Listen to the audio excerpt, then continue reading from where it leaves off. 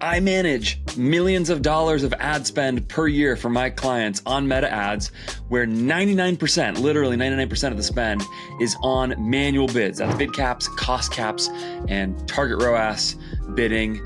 I am a huge believer, if you know any of my content, in manual bids as the best way to maximize both volume and efficiency in an ad account. And there's no better way to do it, but there are also challenges. It is difficult at times. I am aware of that. And so in this video, I'm going to give you 4 of the biggest challenges with running media spend on Meta ads with manual bids and exactly what I do about it. I'll give you the preview right now. What happens when they break? How do you line up optimization and outcome? What do you do with promotional moments? And why is it that you get so little spend on new creative sometimes? That's what I'm going to go through right now. I'm going to tell you how I deal with each one of them.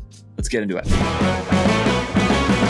All right, overwhelmingly, the biggest challenge with running bid caps or cost caps or target ROAS campaigns is that sometimes it seems like the actual outcome you get is not in line with the target you set, okay? And I have put a lot of content into this idea in the past. If you just look through my channel and search the word bid cap, you'll see a lot of different stuff about that, or cost control. There's just a ton of stuff about that. If you like any of the content I'm giving you, you just subscribe to my channel. Like, if you are interested in manual bid media buying, anything like that, I got a ton of content on this, okay?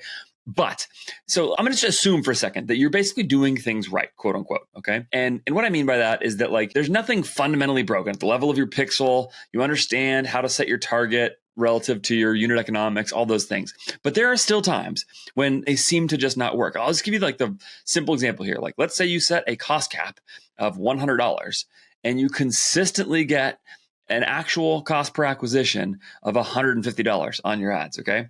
What do you do about that? This is one of the top questions I get about manual bids, if not the top question. People go, I don't understand.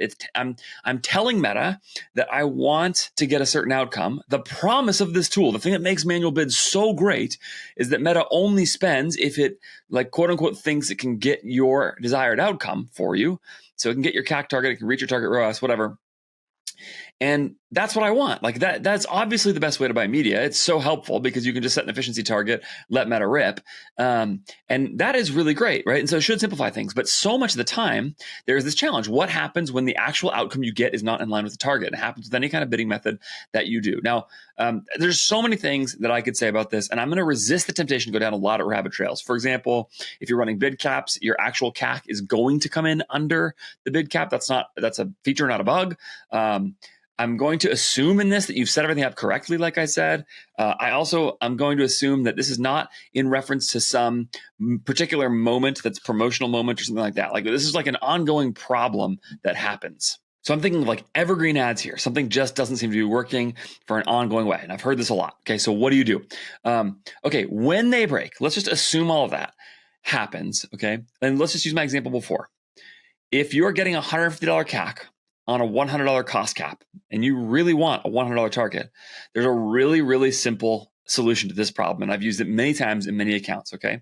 And it is to simply adjust my cost cap relative to whatever consistent outcome I am getting, okay? So assuming that, for example, my actual CAC is 1.5 times higher than my cost cap, right? So if I have a $100 cost cap and I'm getting $150 CAC, that means the actual performance is 1.5 times higher than that. Then I will simply set my cost cap at 2/3 of the price of that I actually want. So in this case, if I want a $100 CAC, I would adjust my cost cap down to $67. Now, you have to keep an eye on this. At some point, there's all kinds of reasons this could happen. At some point, maybe Meta shifts this around and you eventually actually do start getting your actual CAC based on that, and you have to go back up and meet it. And so you have to watch this closely, okay? There's also a temptation here to behave in small samples. Like, the actual first thing I would do in this case is probably just trust that Meta knows better than I do. If Meta is not giving you your actual outcome in a short sample, then it's just because small samples are small samples, right? So like,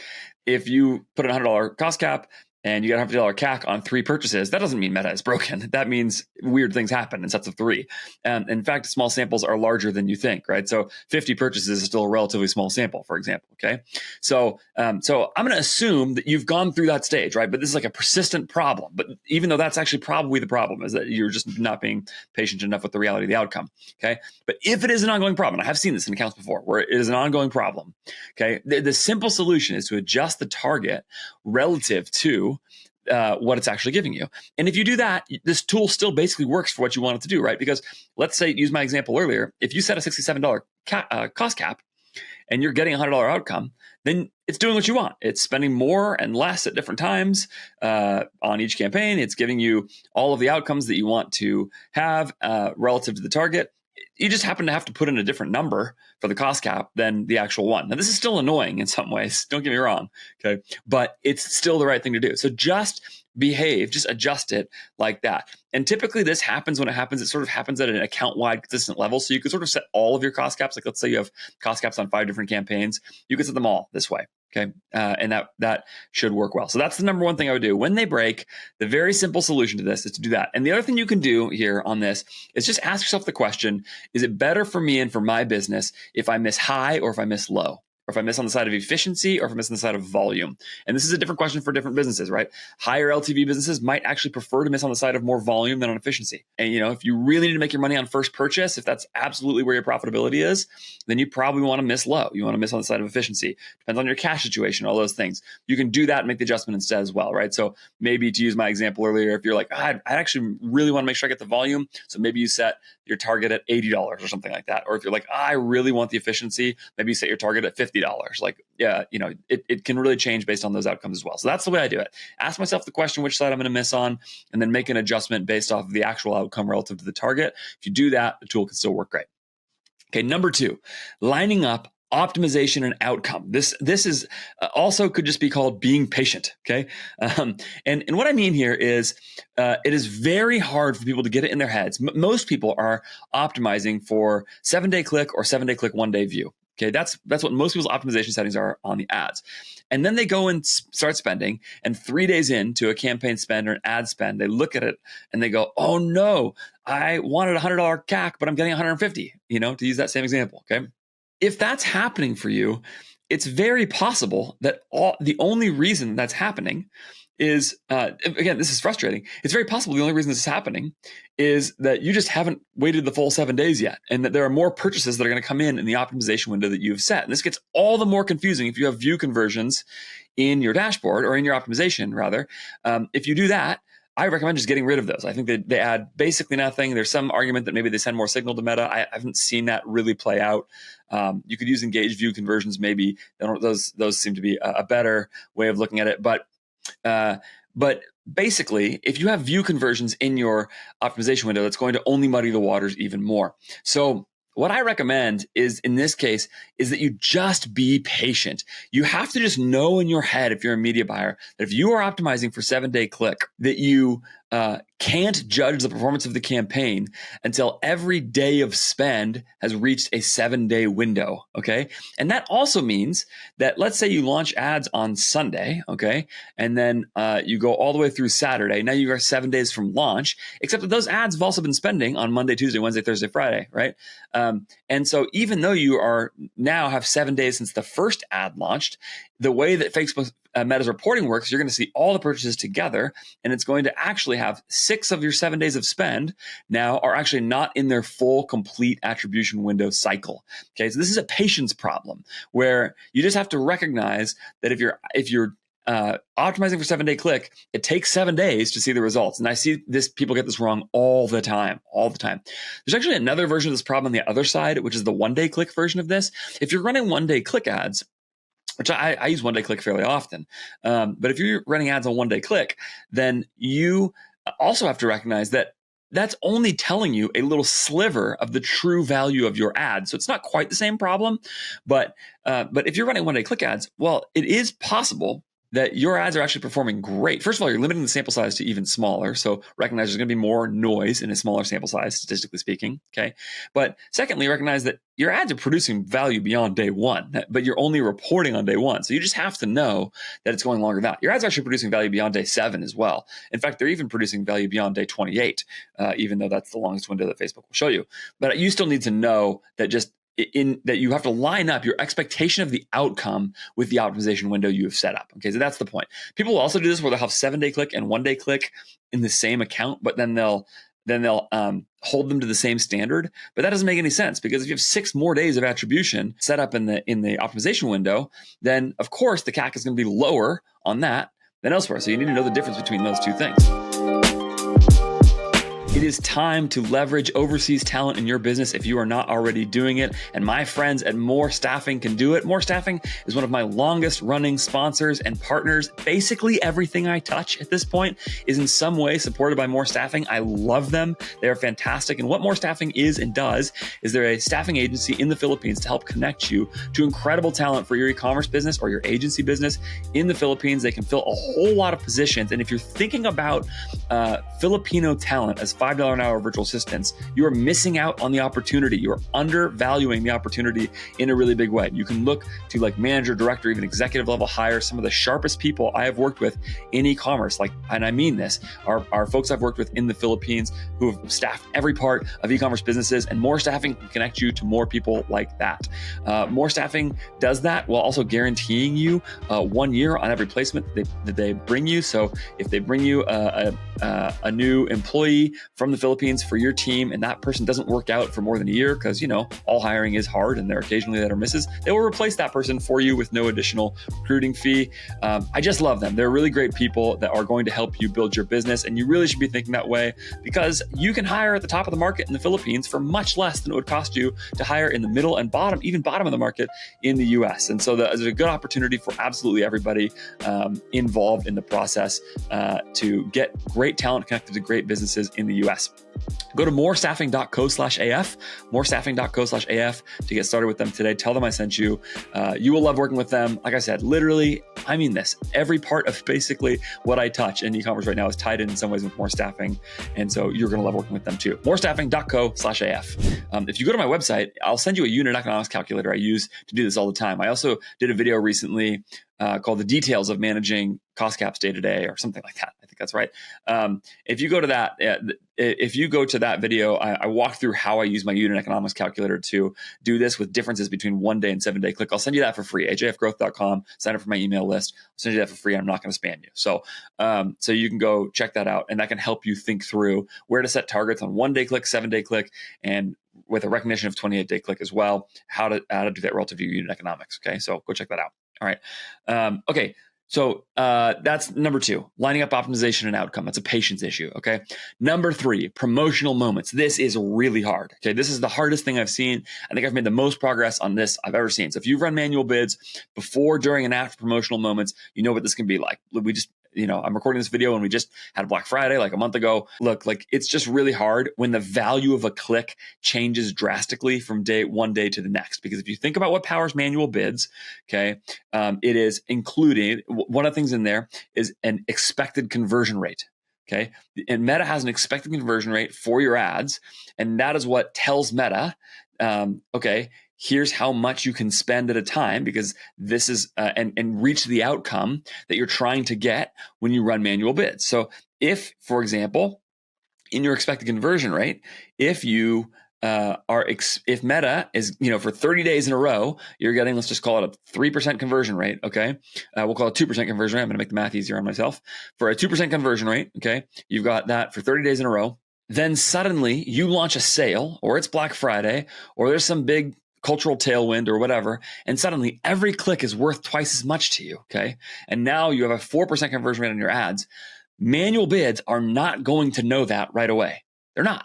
So on day 1 of your sale, what's very likely to happen is that your ads will perform much more efficiently. And whereas usually what manual bids are so good at is moving up and down with the available volume relative to your target cost, on day 1 of a sale, manual bids will not scale up fast enough, right? If you've run manual bids for a while, you've experienced this. Like, you're running at a 1-to-1. Let's say that's your in-platform target, okay, on 7-day click, right?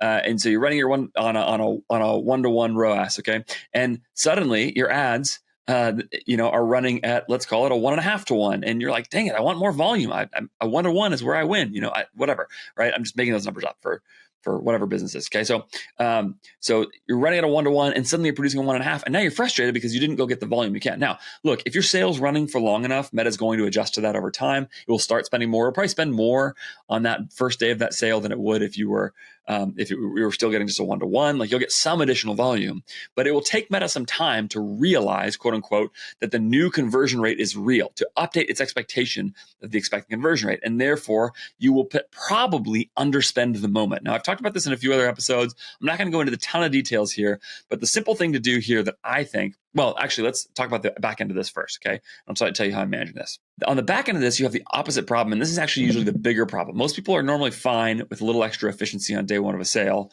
but what happens when your sale ends and your conversion rate goes back, okay? So I just ran some sales for Black Friday for brands that were ran for 20 days or something like that.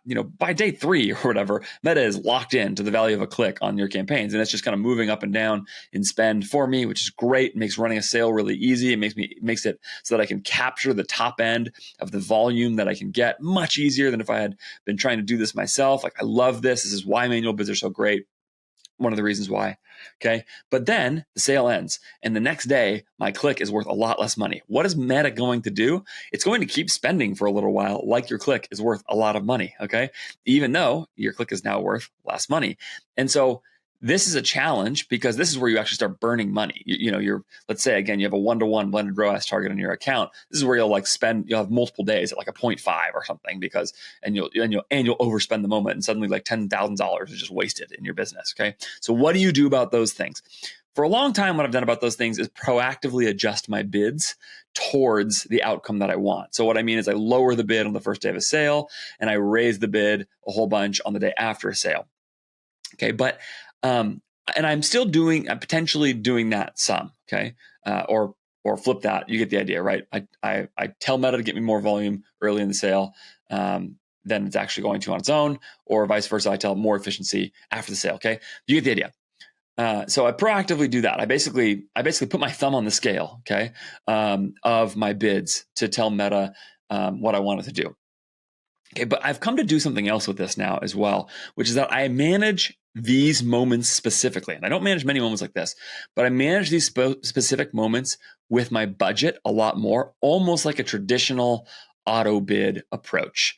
And especially after a sale, I found this to be really helpful. What I do is after a sale, I'll just leave my bids where they are, but I will proactively really drop my budget. Usually, I never want to reach my total budget if I'm running manual bids, because let's say, again, let's use my example earlier. If I have a 1-to-1 ROAS target and I have a $10,000 a day budget, let's say, and on a campaign, if I spend all $10,000 of that money, then that means there was some additional volume available. Meta spent the entirety of the budget. There's some additional volume available at my target. And I want all the volume I can get at my target, or I want to adjust my target to get more efficiency. But if you hit your budget, then that means that there was either more volume or more efficiency to get. So take one of those and adjust it. Okay. So in general, that's, again, the beauty of this. You want the bid to be the governor of your spend, not the budget.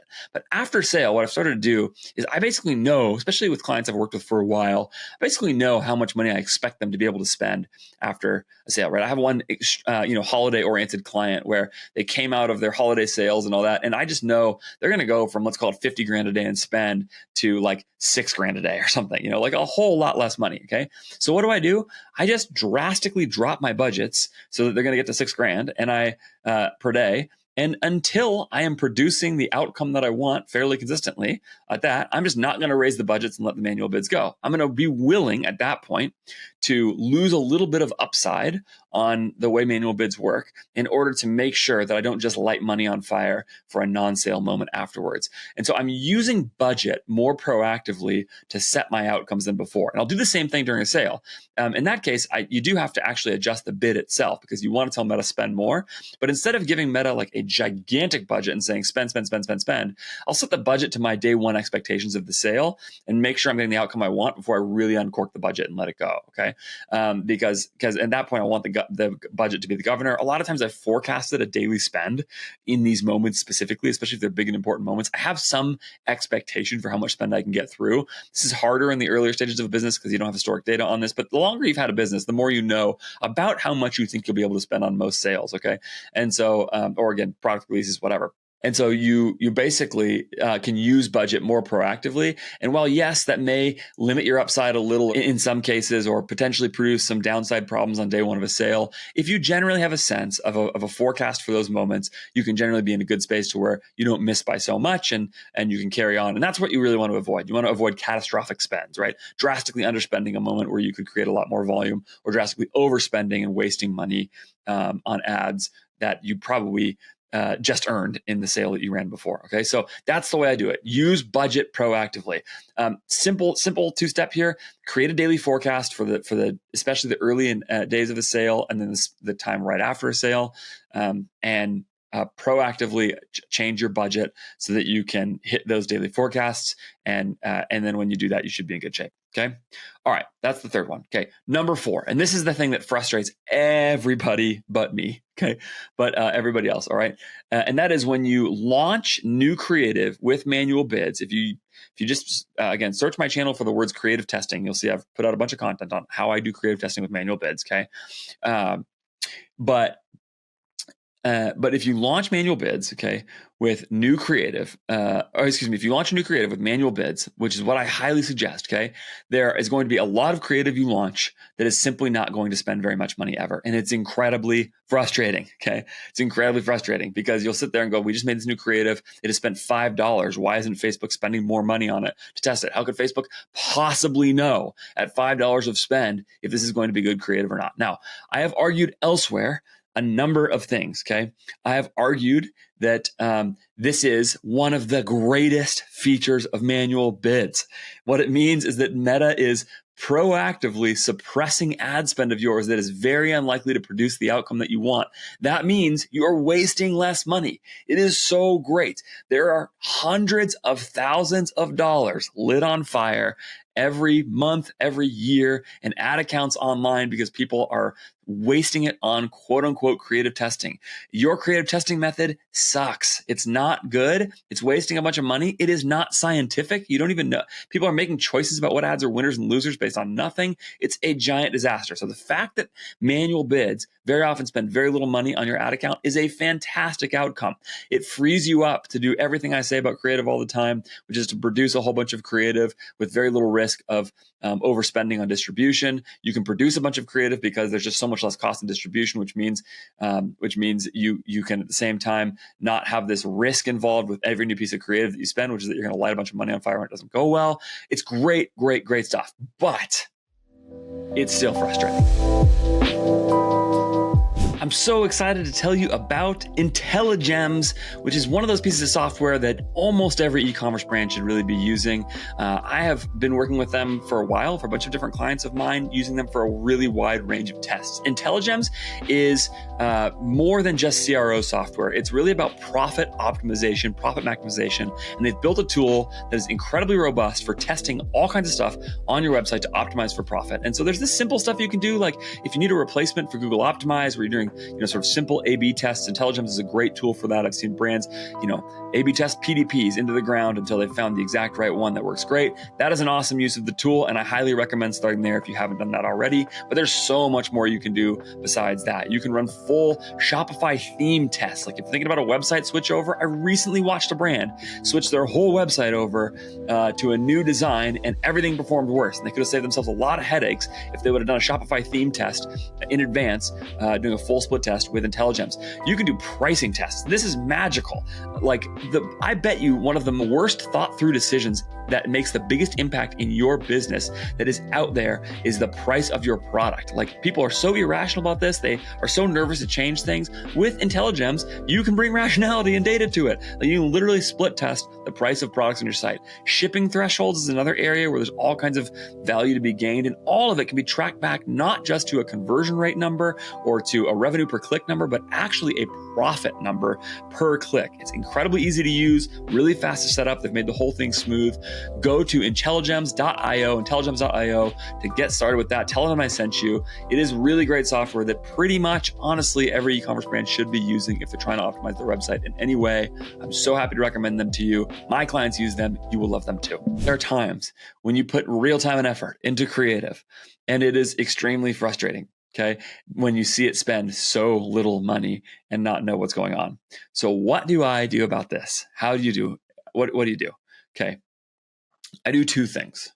The first is, we'll say three things. The first is, if somebody involved really, really desperately wants to see how a piece of creative is going, I will sometimes, for their sake, not for mine, for their sake, again, put my thumb on the scale and adjust my bid up on new creative so that they can see that when the more money is spent, it is producing. Because what happens is somebody produces a new piece of creative, they're excited about it, they see a couple of purchases early on, and then they go, okay, this is probably a winner, but Meta's just not spending on it.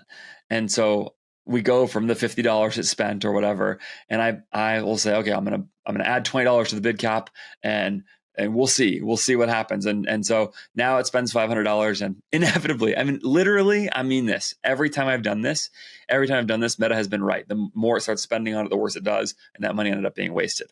But look, if somebody involved really wants to do that, if the owner of the business really wants to do that, if they really want to see how a piece of creative works out and they just can't help but scratch the itch, I will do that for them, okay? After that, though, besides, again, putting my thumb on the scale of the bid a little bit, besides that, I do two things. Number one, I don't adjust it. I let it do that because Meta is telling me something about the potential performance, and I don't want to lose the money. I don't want to waste money on creative that is not going to perform at my target. It's just an easy way to blow a bunch of money in an ad account, and I don't want to do it. I want to maximize profit in my business, and therefore I don't want to spend money unless that money is likely to produce a positive return.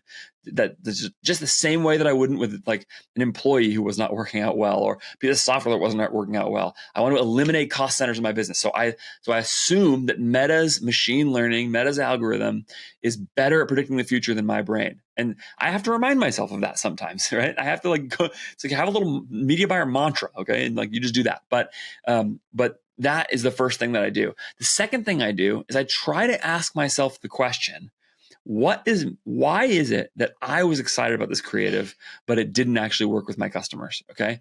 And that I think is a helpful exercise, because for some reason, what it really means when that happens is that customers are not engaging seriously with your ads. They're just not. And so it is actually still feedback for you. Even if you don't get tons and tons of feedback on all kinds of spend, it's telling you something. And especially if it's one of those ads that, again, you really are tempted to force spend to. If it's spending $5, $3 a day, whatever it is, you get through $20 to spend and it almost completely suppresses it. I leave the ad on. Don't get me wrong, because who knows? Things can change. Every once in a while, an ad comes back from the dead that I thought wasn't going to work out, but it's extremely rare. Meta is even as it gets more signal as it puts out 50 cents, $1 a day, or whatever on these ads, which definitely happens occasionally. Sometimes it will happen, but really, really rarely does it come back from the dead. So I leave the ad on, but I try to ask myself the question as honestly as possible. Is this ad just less engaging than I thought? Is the video worse than I thought? Is the imagery worse than I thought? Is the hook worse than I thought? Whatever. Why didn't this resonate? Use it as a moment to come to grips with that, and then go and launch your next batch of creative. Be happy that Meta created a tool. Somebody gave you a tool that allowed you to waste a little money in the ad account. Try to take the feedback as it is, and then go and move forward and make your next piece of creative. Don't kill yourself over, oh no, this didn't work out. You don't have to beat yourself up, right? But you want to move forward with some kind of knowledge of what's going on. So that's what I do. Okay. So number one problem when things break, quote unquote, just adjust the target. if it's a persistent problem. Number 2, don't forget to line up the optimization with the outcome. Be patient. If you're on 7-day click, wait 7 days to see what happens. Okay. Number 3, with promotional moments, use budget a little bit more than you normally would with manual bids. Number 4, if you're getting low spend on new creative, accept it. That's what I do. Those are the 4 hardest things I see that people wrestle with the most with manual bids. That is my way of handling it. Thanks so much for watching or listening. If you like this video, you should subscribe to my channel. I do a lot of stuff like this in the weeds of media buying, as well as bigger picture strategy, interviews with people who are really doing great in our space. And you are going to like more of my content if you like this one, I promise. So subscribe wherever you're watching or listening to this. Don't forget to follow up with my sponsors. They're great. I love them. That is why I have them. I actually use all of the sponsors that I work with, as I hope you know. And so that's why I work with them and happily recommend them to you. And thanks again. You can follow up with everything I'm doing at ajfgrowth.com. Reach out to me on X at Andrew J. Ferris. You can also email me at podcast@ajfgrowth.com. And I do read and respond to the comments on this YouTube as well, on this video as well. So go ahead and hit me there. Thanks so much. Talk to you next time.